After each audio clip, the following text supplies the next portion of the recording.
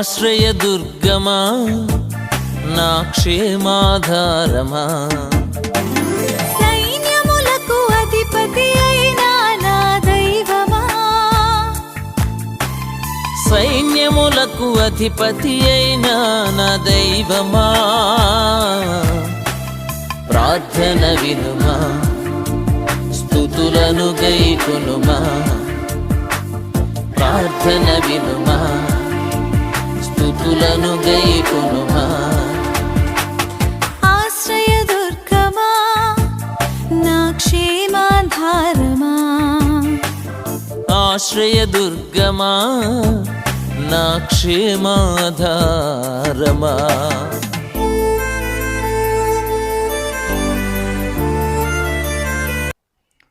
ప్రభునందు ప్రియులారా, సామెతల గ్రంథం 18వ అధ్యాయం 10వ వచనములో నీతిమంతుని గురించిన మాట వ్రాయబడింది. యెహోవా నామము బలమైన దుర్గము అన్నాడు. దుర్గము అనే దాన్ని ఇంగ్లీష్లో రాక్ అని రాశాడు, టవర్ అని రాశాడు, రెఫ్యూజ్ అన్నాడు. అనగా ఆశ్రయము అని అర్థం. ఆశ్రయము లేకపోతే ఆశ్రయపురము అని అర్థం. యెహోవా మనందరికీ ఆయన ఆశ్రయముగా ఉన్నాడు. బలమైన దుర్గము లేకపోతే ఆశ్రయ దుర్గము అని మనము జ్ఞాపకం చేసుకున్నట్లయితే, నిజానికి క్రీస్తు ప్రభువారు ఆయన ఎలాగో ఆశ్రయమో తెలియచేస్తూ ఉన్నాడు. ఎలా ఆశ్రయముగా ఉన్నాడంటే, ప్రియులారా, ఆశ్రయపురములు అని బైబిల్లో 6 ఉన్నాయి. యెహోషువ గ్రంథములో అలాగే సంఖ్యాకాండములో ఆశ్రయపురాల గురించినటువంటి సంగతి రాశాడు. ఆశ్రయపురాలు దేనికోసం అంటే, ఒక వ్యక్తి పొరపాటున ఏదైనా తప్పు చేస్తే, ఒక వ్యక్తిని చంపాడు, కత్తితో పొడిచాడు. అది కావాలని పొడిచింది కాదు, పొరపాటున పొడిచాడు. ఆ వ్యక్తి చనిపోయాడు. చనిపోతే చనిపోయిన వ్యక్తి తరపున ఉన్న వ్యక్తి మా ఓడిని నువ్వు పొడుస్తావా అని చెప్పి ప్రతీకారం తీర్చుకోవచ్చు. ఎప్పుడు కావాలని పొడిస్తే ప్రతీకారం తీర్చుకోవచ్చు, కానీ కావాలని పొడవకుండా అది ఏదో యాదృచ్ఛికంగా జరిగితే అలాంటి సమయంలో ఆ వ్యక్తి ఆశ్రయపురానికి పరిగెత్తుకొని వెళ్ళాలి అని లేఖన భాగం చదివిస్తూ ఉంది. ప్రియులారా, ఎవరైనా సరే కావాలని పొడిస్తే అతనికి హత్యకు ప్రతిహత్య చేయాలి అని చట్టం చెబుతోంది. అయితే హత్యకు ప్రతిహత్య ఎప్పుడు చేయాలి? కావాలని చేస్తే. అయితే ఒక వ్యక్తి ఇల్లు కడుతూ ఉన్నాడు. ఉదాహరణకి ఇల్లు కడుతున్నప్పుడు కింద ఒక వ్యక్తి పనిచేస్తున్నప్పుడు పైనుంచి ఒక రాయి దొర్లింది. ఆ వ్యక్తి కావాలనే అతని మీద చంపాలని వేయలా, ఆ పని చేసే వ్యక్తి మీద పడినప్పుడు అతడు కావాలని చేయలేదు కాబట్టి అతడు క్షమించబడతాడు. అతని తరపు వారు మరి మా వ్యక్తిని చంపావు నువ్వు అని ప్రతీకారము తీర్చుకోవటానికి, అంటే హత్యకు ప్రతిహత్య చేయాలనుకున్నవాడు ఆ వ్యక్తిని చేయటానికి వీల్లేదు. కారణం ఏమిటంటే, అది కావాలని చేసింది కాదు. అంత మాత్రమే కాదు, ఆ వ్యక్తి మరి చంపినటువంటి వ్యక్తి, చంపటం అంటే కావాలని చేసింది కాకుండా చంపిన వ్యక్తి అతడు ఆశ్రయపురానికి పారిపోవచ్చు అని లేఖనం సెలవిస్తూ ఉంది. ప్రియులారా, ద్వితీయోపదేశ కాండంలో ఒక మాట మనం జ్ఞాపకం చేసుకుందాం. చూడండి, ద్వితీయోపదేశ కాండము 19వ అధ్యాయం, ద్వితీయోపదేశ కాండం 19వ అధ్యాయము 5వ వచనం నుంచి చదివితే, పొరపాటున వానిని చంపిన ఎడలా అన్నాడు. ప్రియులారా, ఒక వ్యక్తి పొరపాటును చంపాడంట. అనగా ఏం చేస్తున్నాడు పొరపాటుగా అంటే, ఒకడు చెట్లు నరుకుటకు తన పొరుగు వానితో కూడా అడవికి పోయి చెట్లు నరుకుటకు తన చేతిలో గొడ్డలి దెబ్బ వేసినప్పుడు, చెట్టు నరకటం కోసం ఏం చేశాడంటండి? గొడ్డలి దెబ్బ వేశాడు. గొడ్డలి పిడి ఏమైంది? ఊడి వాని పొరుగు వానికి తగిలి వాడేమైపోయాడు? చచ్చిపోయాడు. వాడు అంతకుముందు తన పొరుగు వాని అందు పగబట్టలేదు కానీ ఏం జరిగింది? గొడ్డలి దెబ్బ వేయాలనుకున్నప్పుడు గొడ్డలి పిడి ఎలా ఉందంట? వదులుగా ఉంది, లూజుగా ఉంది. కొట్టగానే పోయి ఆ పిడిపోయి ఎవరికి తగిలింది? ఆ వ్యక్తితో.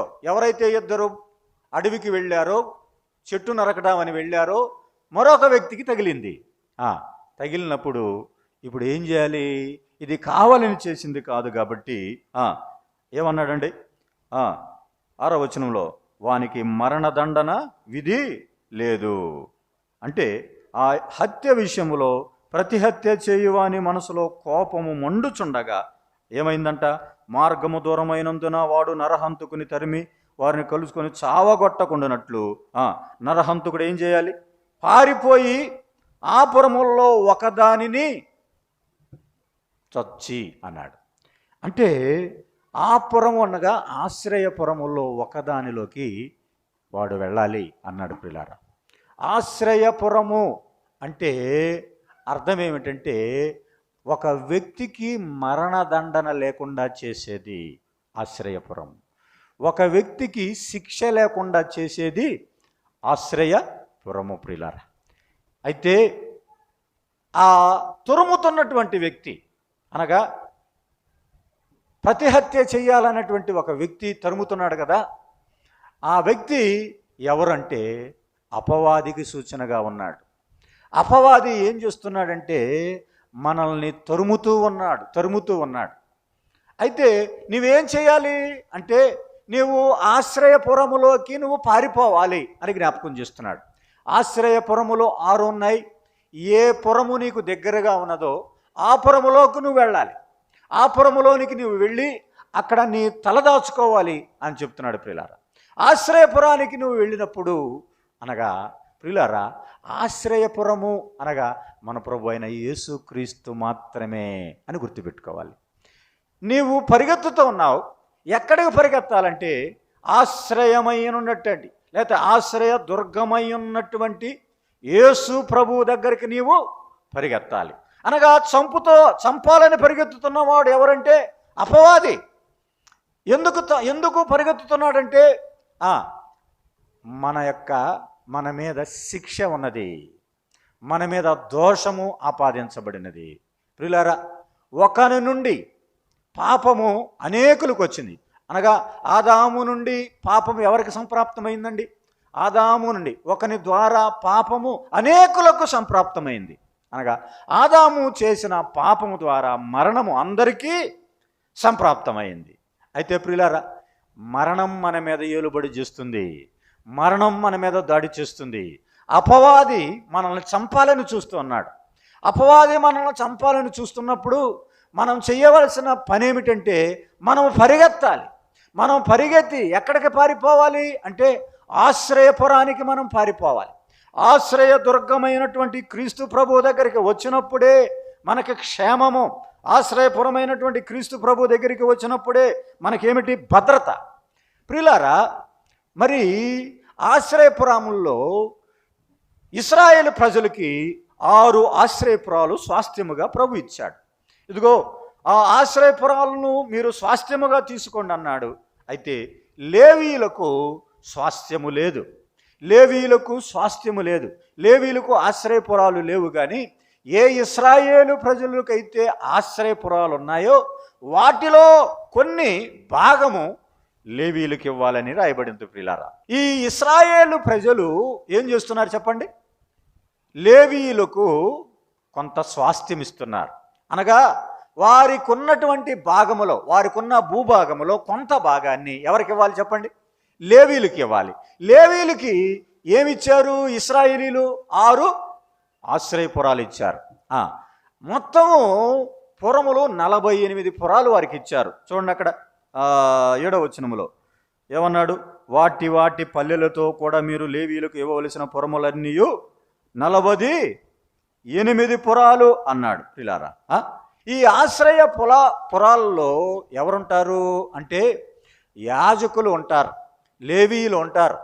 లేవీయులు వారికి ఇవ్వబడినటువంటి స్వాస్థ్యములో వారు ఉంటుండగా ఇప్పుడు పట్టణములో లేకపోతే పురములో ఏదో ఒక వ్యక్తి పొరపాటున హత్య చేశాడు. హత్య చేసిన వాడు ఏం చేయబడాలంటే ఈ ఆశ్రయపురానికి పరిగెత్తుకుంటూ రావాలి అన్నాడు ప్రియులారా. ఈ ఆశ్రయపురాలు యోర్దానికి అవతల 3, యోర్దానికి యువతల 3 ఉన్నాయని రాయబడింది యెహోషువ గ్రంథములో. అయితే ఈ ఆశ్రయపురాలు వారికి ఇచ్చిన తరువాత ఈ ఆశ్రయపురాలు ఒక వ్యక్తి ఇప్పుడు పరిగెత్తుకొని వెళుతున్నాడు. అయితే ఆశ్రయపురానికి వెళ్ళవలసిన విధానాలు ఉన్నాయి. ఆ ఆశ్రయపురానికి వెళ్ళవలసిన విధానాల గురించి ఈ ఉదయకాలంలో మనం జ్ఞాపకం చేసుకుందాం ప్రియులారా. ఈ లోకములో మానవులు ఏదైనా పొరపాటు చేస్తే ఆ పొరపాటును బట్టి శిక్ష ఉంటుంది. కోర్టులు ఉన్నాయి. ఒక వ్యక్తి తప్పు చేస్తే కేసు పెడతారు, జైల్లో వేస్తారు. జైల్లో వేసిన తర్వాత రిమాండ్ విధిస్తారు. రిమాండ్ విధించిన తర్వాత మరలా కోర్టుకు సమర్పిస్తారు. కోర్టు న్యాయవాదులు ఉంటారు, న్యాయమూర్తులు ఉంటారు. న్యాయవాదులంటే వాదించేవారు ఉంటారు. వారు వాదించి వారి పట్ల న్యాయం జరిగిస్తారు. చివరికి న్యాయమూర్తి అనగా జడ్జి గారు ఏం చేస్తారంటే తీర్పును తీరుస్తాడు.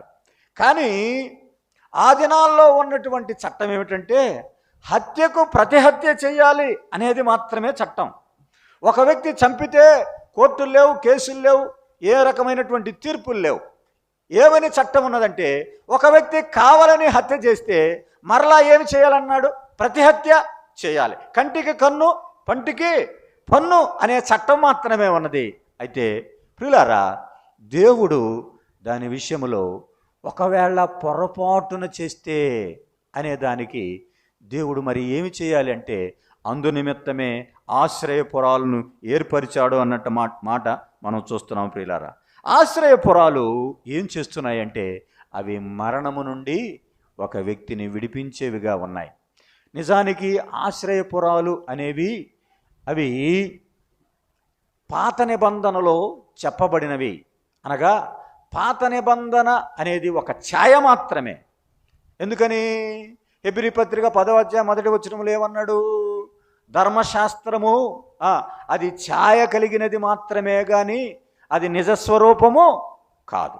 మరి నిజస్వరూపం ఏమిటి అంటే క్రొత్త నిబంధన మన ప్రభు అయిన యేసుక్రీస్తు మాత్రమే. కొలసీ పత్రికలో ఒక మాట చూద్దాం, చూడండి. 2వ అధ్యాయము 17వ వచనం.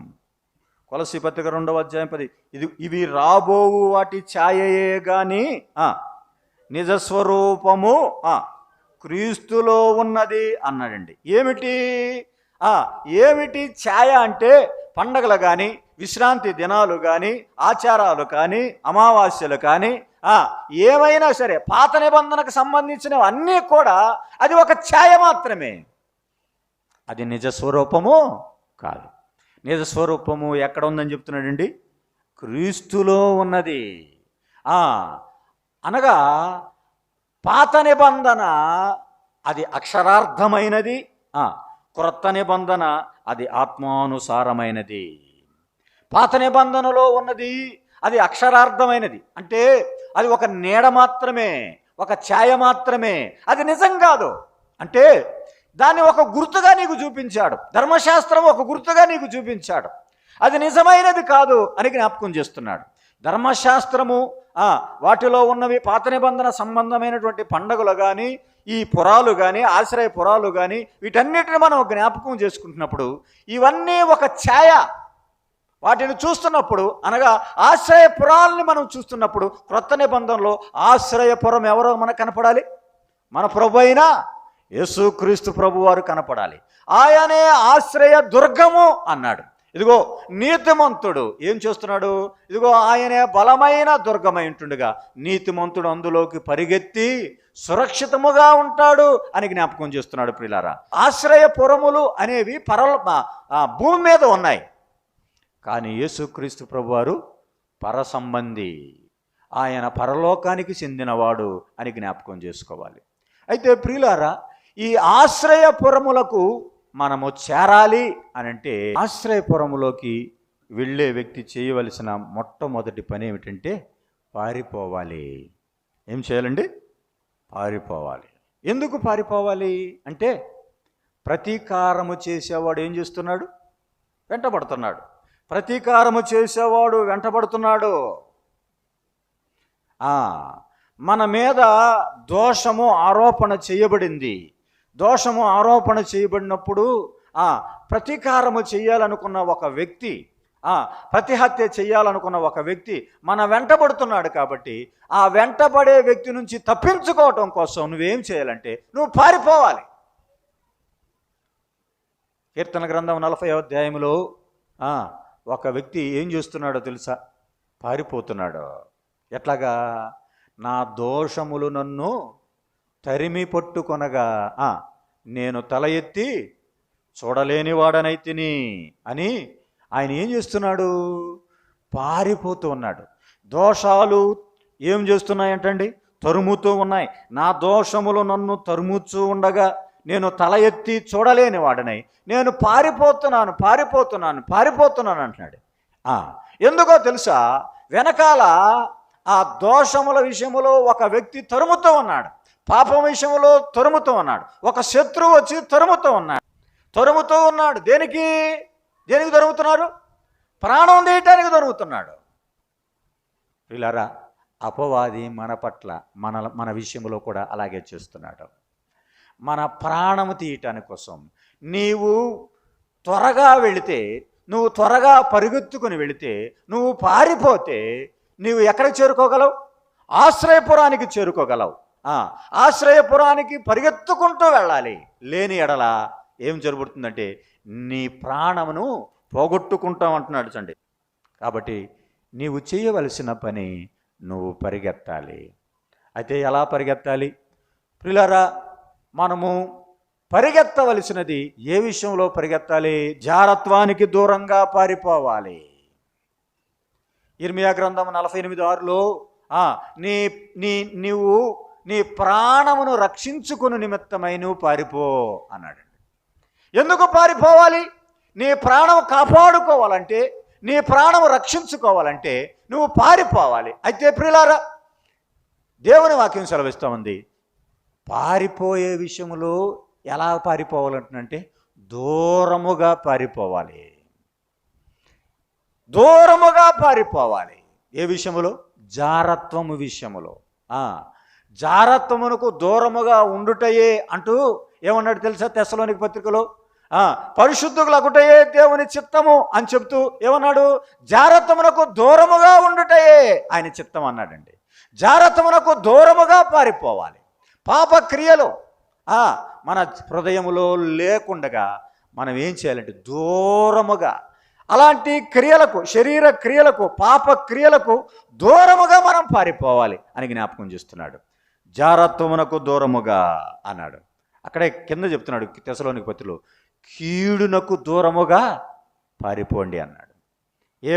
ఎలాంటి కీడు మనకు సంభవించకుండానట్లుగా నీవు పారిపోవాలి. ప్రియులారా, ఆశ్రయపురము మన ప్రభు అయిన యేసుక్రీస్తు అని జ్ఞాపకం చేసుకుంటుండగా, ఇదిగో ప్రతిహత్య చేసేవాడు నీ మీద దాడి చేయాలని, నిన్ను వెంబడించాలని, నిన్ను పట్టుకోవాలని, నిన్ను మరణానికి అప్పగించాలని, నిన్ను తీర్పుకు అప్పగించాలని అతడు ఎంతో ప్రయత్నం చేస్తూ ఉంటుండగా, దేవుని నమ్మిన నీవు నేను కొన్నిసార్లు ఏం చేస్తున్నామంటే మనము పారిపోవలసిన విషయంలో మనం పారిపోవట్లా. ఉదయకాలంలో ఆరాధనలో మనం జ్ఞాపకం చేసుకున్నాం. అతడు ఏం చేస్తున్నాడు? యోనా వెళ్ళవలసిన చోటుకి వెళ్ళట్లేదు. నినివే ప్రజల పాపం బహుఘోరమైనది, నా దృష్టిలో బహుఘోరమైనది, అక్కడికి వెళ్ళు అని చెబితే నినివేకి వెళ్లకుండా అతడు ఎక్కడికి పారిపోతున్నాడు? తర్షీషునకు పారిపోతున్నాడు అన్నాడు. విగ్రహాలకు అర్పించిన వాటి విషయంలో నువ్వు దూరంగా ఉండాలి. గొంతు విసికి చంపిన దాని విషయంలో నువ్వు దూరంగా ఉండాలి. మూడవది, జారత్వమునకు దూరముగా ఉండాలి. వీటికి పరిశుద్ధాత్మ ఏమని చెప్తున్నాడంటే వీటికి దూరముగా ఉండండి అంటున్నాడు ప్రియులారా. కాబట్టి జారత్వం దూరంగా ఉండాలి. అంత మాత్రమే కాదు, 2 తిమోతి పత్రిక 2వ అధ్యాయం 22వ వచనం చూద్దాం. చూడండి, తిమోతి 2వ పత్రిక 2వ అధ్యాయము 22వ వచనం మనందరికీ తెలిసిన మాటే. ఏమన్నాడు? నీవు యవనేచ్ఛల నుండి పారిపోము. ప్రియులారా, జారత్వము నుండి జారత్వమునకు దూరముగా పారిపోము అన్నాడు. రెండవది, దేనికి దూరంగా పారిపోవాలంటండి? యవనేచ్ఛలకు దూరముగా పారిపోవాలి. యవనేచ్ఛలు అంటే ఎవరికి వస్తాయి చెప్పండి? ఎవరికి వస్తాయా? వృద్ధులకు కూడా ఏ ఇచ్చలు వస్తాయి? యవనేచ్ఛలు వస్తాయి. అయితే అందరికీ చెప్తున్నాడు, నీవు యవనేచ్ఛల నుండి దూరముగా పారిపోము అన్నాడు. ఇంగ్లీష్ బైబిల్లో అన్కంట్రోల్డ్ డిజైర్స్ అన్నాడు. ఏమిటంటే అవి అన్కంట్రోల్డ్ డిజైర్స్, యవనేచ్ఛలు, యవన కాలములో వస్తున్నటువంటి ఇచ్చలు, వాటికి నువ్వు దూరముగా పారిపోవాలి అన్నాడు.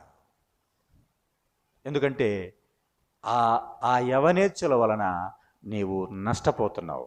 నీవు పారిపోవాలి. మొట్టమొదటిగా ఎక్కడికి పారిపోవాలి అంటే ఆశ్రయపురమైన యేసునొద్దకు పారిపోవాలి. ఫ్లీ అన్నాడు. నువ్వు పారిపోకపోతే ఏం జరుగుతుంది? నీకు నష్టం జరుగుతుంది. ఒక ఆయన ఏం చేశాడు? అయ్యా నువ్వు పారిపో అని చెబితే, నేను పారిపోలేనయ్యా అన్నాడు. ఆ పట్టణములో గలిబిలి ఉంది, ఆ పట్టణములో చీకటి ఉంది, ఆ పట్టణములో అంధకారం ఉన్నది, ఆ పట్టణములో స్త్రీలు మొదలుకొని పురుషుల వరకు, బాలురు మొదలుకొని వృద్ధుల వరకు పాప స్వభావం కలిగిన వారు సొదొమ గొమొర్రాలో ఉన్నారు. కాబట్టి ఏమని చెప్తున్నాడు? నీవు పారిపో అంటున్నాడు. లోతు ఏమంటున్నాడు? అయ్యా నేను అంత దూరము పారిపోలేను అంటుంటే, ఇదిగో ఆ పట్టణం ఒకటి కనబడుతుంది కదా, అది చిన్నది, అది సోయరు, నేను అక్కడ దాకా మాత్రమే నేను వెళ్ళగలను అంటున్నాడు. అయితే దేవుడు ఏం చేశాడు? లోతును విడిపించాడు. దేవదూతలు ఏమని చెప్పారంటే, నీవు ఈ పట్టణమును విడిచి త్వరగా పారిపోవాలి. పారిపోతే ఏం చేయబడతాం? తప్పించుకుంటాం. పారిపోతే అగ్నిగంధాల నుంచి తప్పించుకుంటాం, శిక్ష నుంచి మనం తప్పించుకుంటాం. అయితే ఈ ఉదయకాలములో మొట్టమొదటిగా ఆశ్రయపురము చేరాలి అంటే చేయవలసిన మొట్టమొదటి బాధ్యత ఏమిటంటే నీవు పారిపోవాలి అన్నాడు. ఎందుకన్నాడండి? లోతుతో ఏమన్నాడు? నీ ప్రాణము దక్కించుకున్నట్లుగా నీవు పారిపోము, నీవు వెనకకు తిరగవద్దు అన్నాడు.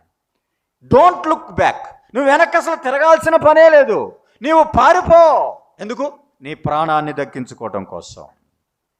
ప్రియులారా, దేవుని వాక్యం సెలవిస్తా ఉంది, ఇదే మిక్కిలి అనుకూలమైన సమయం, ఇదే రక్షణ దినం, ప్రభు యొద్దకు నువ్వు రావాల్సిన దినం, త్వరపడవలసిన దినం, పారిపోవలసిన దినం. దేవుని యొద్దకు నువ్వు రావాలి. రాకపోతే శిక్ష ఉన్నది, రాకపోతే వెంబడించేవాడు ఉన్నాడు, రాకపోతే నిన్ను పట్టుకోవాలని వెంబడిస్తున్నవాడు ఉన్నాడు. ఏం చేస్తాడు? నిన్ను మరణానికి, నిన్ను తీర్పుకు, నిన్ను శిక్షకు అప్పగిస్తాడు. శిక్ష నుంచి నువ్వు తప్పించబడాలంటే నీవు చేయవలసిన పని పారిపోవాలి అని జ్ఞాపకం చేస్తున్నాడు. ప్రియులారా, కొన్నిసార్లు ఆయన మాటను మనం తృణీకరించే వారంగా ఉన్నాం. గ్రీసు దేశాన్ని పరిపాలించినటువంటి ఒక రాజు, ఆర్కియాస్ అనేటువంటి ఒక రాజు ఉన్నాడు. ఆయన పరిపాలనలో ప్రజలందరూ ఇబ్బందులు పడతా ఉన్నారు. ఇబ్బందులు పడతా ఉంటే ప్రజలకు ఇష్టం లేదు ఆయన రాజుగా ఉండటం.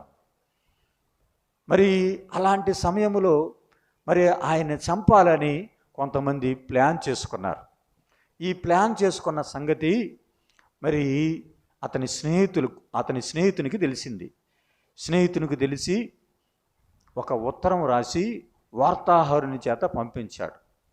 వార్తాహరుని చేత పంపిస్తే ఆయన రాజ్యములో, ఆయన అంతఃపురములో తింటూ త్రాగుచూ విందు చేసుకుంటూ సంతోషంగా ఉన్నాడు. ఆ సమయంలో వార్తాహరుడు వచ్చి ఈ వార్త తీసుకొని వచ్చి, అయ్యా ఇది చాలా ప్రమాదకరమైనది, ఈ దీంట్లో చాలా విశేషమైన వార్త ఉంది, ఇది నీ ప్రాణాన్ని గురించినటువంటి వార్త, నువ్వు ఇది చదువు అని చెబితే అతడు ఏం చేశాడంటే నవ్వాడు. ఆహా నవ్వి నా మీదకి వచ్చేది ఎవడరా అని నవ్వాడు. ఆ చీటి తీసి పక్కన పెట్టి రేపు చూద్దాంలే అన్నాడండి.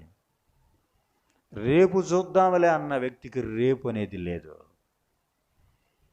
దాంట్లో అక్కడ ఉన్నవారు అతనికి ఒక విషం ఇచ్చి అక్కడికక్కడే ఆ వ్యక్తిని చంపేశారు.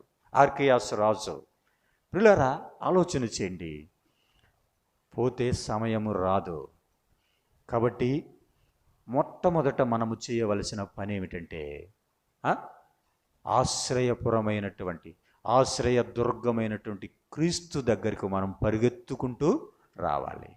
ఆయన దగ్గరికి పారిపోవాలి అని జ్ఞాపకం చేశాడు. రెండవది ఏమి చేయాలో చూద్దాం. చూడండి, ఆశ్రయపురానికి మనం చేరుకోవాలి. ఆశ్రయపురానికి చేరుకోవటానికి మనం పారిపోతే ఆయన చేర్చుకుంటాడు. ఎవరిని చేర్చుకుంటాడు? ఆశ్రయపురంలో ఎవరిని చేర్చుకుంటున్నాడండి? ఆశ్రయపురం ఎవరిని చేర్చుకుంటుంది? చంపిన ప్రతి వ్యక్తి. అంటే ఒక వ్యక్తి హత్య చేస్తే, హత్య చేసినటువంటి వ్యక్తి కావాలని చేస్తే అతన్ని చేర్చుకోవట్లేదు. కానీ పొరపాటును చేసిన వ్యక్తిని ఆయన ఆ ఆశ్రయపురం ఏం చేస్తుంది? చేర్చుకుంటుంది. అయితే మన ప్రభు అయిన యేసుక్రీస్తు ఎలాంటి వాడు? కావాలని చేసినా కూడా ఆయన ఏం చేస్తాడు? చేర్చుకుంటాడు. ఎంత గొప్పవాడు చూసారా? అంటే ఆశ్రయపురము కంటే ఆయన గొప్పవాడు. ప్రియులారా, ఆశ్రయపురానికి చేరుకోవాలంటే నువ్వు పారిపోవాలి. రెండవది పశ్చాత్తాపపడాలి. మొదటిదేమిటి? అతడు పారిపోవాలి. రెండవది తన సంగతంతయు ఏం చేయాలంట? ఆ పురములో ఉన్న పెద్దలతో లేకపోతే ప్రధాన యాజకునితో తన సంగతి చెప్పుకోవాలి. అంటే తన సంగతి చెప్పుకోవటం అంటే అర్థం ఏంటంటే, ఇదిగో అయ్యా నా స్థితి ఇలాంటిది అని పశ్చాత్తాపపడాలి. అర్థమైందా? నీ స్థితి ఎలాంటిదో దేవుని ఎదుట నీవు చెప్పుకోవాల్సిన వాడుగా ఉన్నావు. న్యాయాధిపతుల గ్రంథములో 11వ అధ్యాయం 11వ వచనములో యెఫ్తా అనే ఒక వ్యక్తి ఉన్నాడు. యెఫ్తా ఏం చేశాడు? తోబు దేశమునకు వెళ్ళాడు. తోబు దేశానికి వెళ్ళినప్పుడు అక్కడికి మళ్ళా సహోదరులు వచ్చి, నీవు మా మీద అధికారం కలిగి ఉండు, నీవు మా మీద న్యాయాధిపతిగా ఉండు అని మరలా పిలుచుకొని వచ్చారు. మొట్టమొదట ఏం చేశారు యెఫ్తాని అంటే? తరిమి వేశారు. మా ఇంట నీకు నివాసము లేదు, మా ఇంట నీకు స్థలము లేదు అని వెళ్ళగొట్టారు. అతన్ని భయంకరంగా దూషించారు. అలాంటి సమయంలో 11:11 న్యాయాధిపతి గ్రంథంలో ఏమని రాయబడిందంటే, యెఫ్తా తన సంగతంతయు యెహోవాకు వినిపించను అన్నాడు. అంటే తన సంగతంతా చెప్పుకున్నాడు. మార్కు సువార్త 5వ అధ్యాయంలో కూడా 12 ఏళ్ల నుండి రక్తస్రావం కలిగినటువంటి స్త్రీ ఉన్నది. అనేకమైన వైద్యుల చేత తిప్పలు పడింది. యేసుప్రభు దగ్గరికి వెళ్ళింది. యేసుప్రభుని గురించి విన్నది. ఆయన వెనుకకు వెళ్ళి ఆయన వస్త్రపు చెంగు ముట్టింది. ప్రభావం ఆయనలో నుంచి పోయినప్పుడు ప్రభువారు అడుగుతున్నాడు, ఎవరో నన్ను ముట్టారు, ప్రభావం నాలో పోయింది అన్నప్పుడు ఆమె వణుకుతూ ప్రభు ముందుకు వచ్చి ఏం చేసిందో తెలుసా? తన సంగతంతయు ఆయనతో చెప్పుకుంది. ఏమని చెప్పుకుంది? అయ్యా 12 సంవత్సరాల నుంచి నా స్థితి బాగోలేదు, ఎల్లప్పుడూ రక్తస్రావంతో బాధపడుతున్నాను, ఎన్నో మంది వైద్యుల దగ్గరికి వెళ్ళాను, ఎంతో తెప్పలు పడ్డాను, ఎంతో ధనము వ్యయపరుచుకున్నాను, ఎన్నో పొలాలు అమ్ముకున్నాను, ఎన్నో స్థలాలు అమ్ముకున్నాను, నా దగ్గర ఏమీ లేదు. అయ్యా మీ గురించి విన్నాను, మీరు బాగు చేస్తారు అనుకున్నాను, మీ దగ్గరకు వచ్చాను, ముట్టాను, స్వస్థపరచబడ్డానని తన సంగతంతా చెప్పుకుంది. అదే పశ్చాత్తాపం. అయ్యో నేను కావాలని చేసిన వాడిని కాదు, పొరపాటుగా తగిలింది, ఇదిగో నేను గొడ్డలి ఎత్తాను, అదిగో పిడి ఊడింది, అదిగో ఆ వ్యక్తికి కావాలని నేను హత్య చేయలేదు, నేను ఆ వ్యక్తిని నా మనసులో నేను ఎలాంటి కోపం పెట్టుకోలేదయ్యా. కోపం పెట్టుకోకపోయినా ఇదిగో నేను ఎలాంటి తప్పు చేసిన వాడిని కాదని తన సంగతంతా ఏమి చేయాలండి? చెప్పుకోవాలి అన్నాడండి. మొదటి యోహాను పత్రిక 1వ అధ్యాయం 9వ వచనం మనందరికీ తెలుసు. మన పాపములను మనము చెప్పండి ఒప్పుకొని ఎడల ఆయన నమ్మదగినవాడు. ఒప్పుకుంటున్నావా? అనేక సార్లు ప్రభు దగ్గరికి వస్తున్నావు కానీ అయ్యో నేను పాపం చేశానని పశ్చాత్తాపడుతున్నావు కానీ ఒప్పుకోట్లా. అర్థమైందా? చాలామంది ప్రభు సన్నిధిలో వాక్యం విన్నప్పుడు నేను పాపం చేశాను, నేను ఇంత శిక్షకు పాత్రునని నువ్వు మనసులో అనుకుంటున్నావు, కానీ నువ్వు పాపాన్ని ఒప్పుకోవట్లా. పశ్చాత్తాప పడటం వేరు, పశ్చాత్తాపాన్ని ఒప్పుకోవటం వేరు. ఇస్కరియోతు యోధ పశ్చాత్తాపడ్డాడు, పశ్చాత్తాపడ్డాడు కానీ ఒప్పుకోలే. దేవుని దగ్గరికి వచ్చి పశ్చాత్తాపడ్డాడు కానీ, అయ్యా ప్రభువా నీకు విరోధముగా నేను పాపము చేశానని ఒప్పుకోలే. చాలామంది దేవుని సన్నిధిలో వారు చేసిన పాపాన్ని బట్టి పశ్చాత్తాపడుతున్నారు కానీ పాపాన్ని ఒప్పుకోట్లా. బైబిల్ గ్రంథం ఏమని రాయబడిందంటే, అతిక్రమములను దాచువాడు వర్ధిల్లడు, వాటిని ఒప్పుకొని విడిచిపెట్టాలి. ఒప్పుకోవాలి. నీవు దేవుని సన్నిధిలో ఒప్పుకోవాలి ఉండాలి. పశ్చాత్తాపడితే ఉపయోగం లేదు. అయ్యో ప్రభువా, అయ్యో ప్రభువా, ఎంత పాపం చేశాను ప్రభువా అంటే కుదరదు. నేను పాపము చేశాను, నన్ను క్షమించు అని నీవు పాపపు పశ్చాత్తాపపు ఒప్పుకోలు ఉండాలి. పాపం విషయంలో నువ్వు ఒప్పుకోలు లేకపోతే నువ్వు ఎంత పశ్చాత్తాపడినా, ఎన్నిసార్లు దేవుని మందిరానికి వచ్చినా ఉపయోగం లేదు. అర్థమైందా? మొట్టమొదటిగా ఇదిగో ఈ రక్షింపబడే వ్యక్తి, లేకపోతే ఈ ఆశ్రయపురానికి చేరే వ్యక్తి మొట్టమొదటి చేయాల్సింది పారిపోవాలి. రెండవది ఏమిటండి? అతడు పశ్చాత్తాపడాలి అనే మాట మనం చూస్తున్నాం ప్రియులారా. పశ్చాత్తాపడాలి. ఒక వ్యక్తి తండ్రి దగ్గరికి వచ్చి తప్పిపోయిన కుమారుడు ఏం చేస్తున్నాడు చెప్పండి? తండ్రి, నీకు విరోధముగాను, నీకును పరలోకపు తండ్రికి విరోధముగా నేను పాపము చేశాను అని ఒప్పుకున్నాడు. మనము ఒప్పుకుంటే కనికరింపబడతాం అన్నాడు. అర్థమైందా? పశ్చాత్తాపడితే కాదు. ఏం చేయాలి చెప్పండి? పశ్చాత్తాపడిన దానిని ఒప్పుకోవాలి. నిజమే ప్రభువా, నేను చేసిన తప్పే అని ప్రభు సన్నిధిలో ఒప్పుకోవాలి.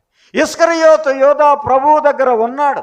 ఇదిగో మీలో ఒకడు నన్ను అప్పగించబోతున్నాడు అని అన్నప్పుడు, ఎవడు ప్రభువా అని అనగానే, ఇదిగో ప్రభువారు నేను ఎవరికి రొట్టె ముంచి ఇస్తానో వాడే అనగానే ఆ రొట్టె పుచ్చుకొని వాడు బయటికి వెళ్ళాడు. ప్రధాన యాజకులను, అధికారులను తీసుకొని వచ్చి ఆ చీకటి వేళలో క్రీస్తు ప్రభువును ముద్దు పెట్టుకొని అప్పగించాడు. ప్రభువుతో ఉన్నాడు కానీ పశ్చాత్తాపం లేదు. ఆయన సిలువ వేస్తున్నప్పుడు పశ్చాత్తాపడ్డాడు. అయ్యా నిజమే, ఈయన నీతిమంతుడే అనుకున్నాడు కానీ ప్రభువా నిజంగా నిరపరాధ రక్తాన్ని అప్పగించాను ప్రభువా అని పశ్చాత్తాపడి ఒప్పుకోనివాడుగా ఉన్నాడు. అమ్మా, అనేక సార్లు నీ హృదయంలో పశ్చాత్తాపం వచ్చింది, కానీ ఆ పశ్చాత్తాపం అంతవరకే నీకు మిగిలిపోయింది. నువ్వు చేయవలసిన పని ఏమిటంటే పశ్చాత్తాపాన్ని ఒప్పుకోవాలి అన్నాడు ప్రియులారా. ఆశ్రయపురానికి చేరే వ్యక్తి చేయవలసిన మూడవ పని ఏమిటి? పట్టణము లోపలే ఉండాలి. వీడు పురము దాటి బయటికి వెళ్ళకూడదు. పురము లోపలే ఉంటే అతడు ఏం చేయబడతాడు? అతనికి క్షేమం. పురము లోపలే ఉంటే అతనికి ఏమున్నది? భద్రత ఉన్నది. పురము లోపలే ఉంటే ఏమున్నది? కాపుదల ఉన్నది. ఆ పురానికి ఏమున్నాయి అని మనం చూస్తే, ఆ పురానికి ప్రాకారాలు ఉన్నాయి. ఆ దినాల్లో ప్రతి పట్టణానికి ఏముండేదో తెలుసా? ఒక ప్రాకారము ఉండేది. ఎందుకు ప్రాకారం ఉండేదంటే శత్రువుల్లోనికి ప్రవేశించకుండానట్లుగా. శత్రువుల్లోనికి ప్రవేశించకుండా ఉండాలి అంటే ప్రాకారం ఉన్నది. ఆ పట్టణానికి పైన బురుజు ఉన్నది, కాపుదల ఉన్నది, భద్రత ఉన్నది. ప్రియులారా, మరి ఆ పట్టణములో ప్రవేశిస్తే ఏమన్నాడు? నీతిమంతుడు అందులోకి ప్రవేశించి ఎలా ఉంటాడంట? సురక్షితముగా ఉండును అన్నాడు. ప్రియులారా, మనకు భద్రత ఎక్కడ ఉందో తెలుసా? క్రీస్తు ప్రభువులో మనకు భద్రత ఉంది. క్రీస్తులో ఉంటే నీ మీదకి ఎలాంటిది రాదు. ఎందుకని? నీవు రక్షణ పొందావు. రక్షణ అనే శిరస్త్రాణం నీకుంది. నువ్వు రక్షింపబడి అదిగో ఆయన పట్టణములో నువ్వు ఉన్నావు, ఆశ్రయపురములో నువ్వు చేర్చబడ్డావు. కాబట్టి ఏ వ్యక్తికి చట్టం ఏం చెప్తుందంటే లోనికి ప్రవేశించరాదు అన్నాడు. చంపటానికి, ప్రతిహత్య చేయటానికి ఏ వ్యక్తి మరలా లోపలికి రావటానికి లేదు. అర్థమైందా? క్రీస్తు ప్రభువులోకి మనము చేరినప్పుడు, క్రీస్తు ప్రభువులోకి, ఆ ఆశ్రయపురములోకి మనము చేరినప్పుడు మనకు భద్రత ఉన్నది అనే మాట మనం చూస్తున్నాం ప్రియులారా. ఆశ్రయపురం దాటావా? ఆశ్రయపురాన్ని విడిచిపెట్టావా? ఆశ్రయపురమైన క్రీస్తును వదిలిపెట్టారు చాలామంది. ఆశ్రయపురాన్ని వదిలిపెడితే నష్టపోయిన వారు అనేక మంది ఉన్నారు. హెబ్రోనును దాటి ప్రాణ నష్టం చేసుకున్నాడు అబ్నేరు. మొట్టమొదటిగా ఆశ్రయపురములో చేరాల్సిన వ్యక్తి మొట్టమొదటి చేయవలసిన పని ఏమిటి? అతడు పారిపోవాలి. రెండవది అతడు పశ్చాత్తాప పడాలి. మూడవది పట్టణములోనే ఉండాలి. నాలుగవది ప్రధాన యాజకుడు చనిపోయే వరకు ఉండాలి. అంటే ప్రధాన యాజకుడు చనిపోతే ఇంటికి వెళ్ళవచ్చు, కానీ ప్రధాన యాజకుడు బ్రతికున్నంత వరకు అతడు ఎక్కడ ఉండాలి? అతడు ఆ పట్టణములోనే ఉండాలి. ఆయనలోకి వస్తేనే నీకు సంపూర్ణత. లోకంలో ఎక్కడికి పోయినా సంపూర్ణత లేదు. డబ్బును ఆశ్రయించకూడదు, మనుషులను ఆశ్రయించకూడదు, విగ్రహాలను ఆశ్రయించకూడదు. మరి ఎవరిని ఆశ్రయించాలి? మన ప్రభువైన క్రీస్తు ప్రభువునే.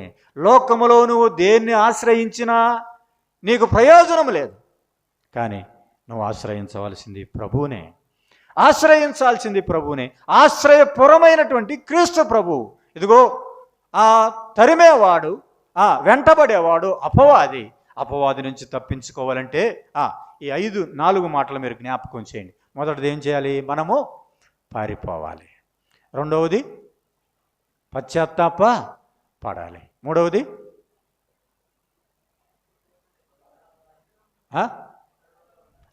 చెప్పండి, గట్టి చెప్పండి. పట్టణంలోకి ప్రవేశించాలి. నాలుగవది ప్రధాన యాజకుని చనిపోయేంత వరకు అక్కడే ఉండాలి. ప్రియులారా, అయితే మన ప్రధాన యాజకుడు మన ప్రభువైన యేసుక్రీస్తు ప్రభు, ఆయనే మన ఆశ్రయమును దుర్గమునై ఉన్నాడు. కాబట్టి నీతిమంతుడు ఏం చేస్తాడు ఇప్పుడు చెప్పండి? పరిగెత్తి సురక్షితముగా అందులో ఉంటాడు. నువ్వు పరిగెత్తావా? నువ్వు పరిగెత్తి సురక్షితమైన స్థలములోనికి రా. ఎక్కడికి పోయినా నీకు ఈ లోకములో శ్రమలు ఉన్నాయి, ఇబ్బందులు ఉన్నాయి. కాబట్టి క్రీస్తు ప్రభువును ఆశ్రయించాలనే ప్రభు పేట మనం చేస్తూ ముగిస్తున్నాను. జీవముగల తండ్రి, మీకు స్తోత్రములు.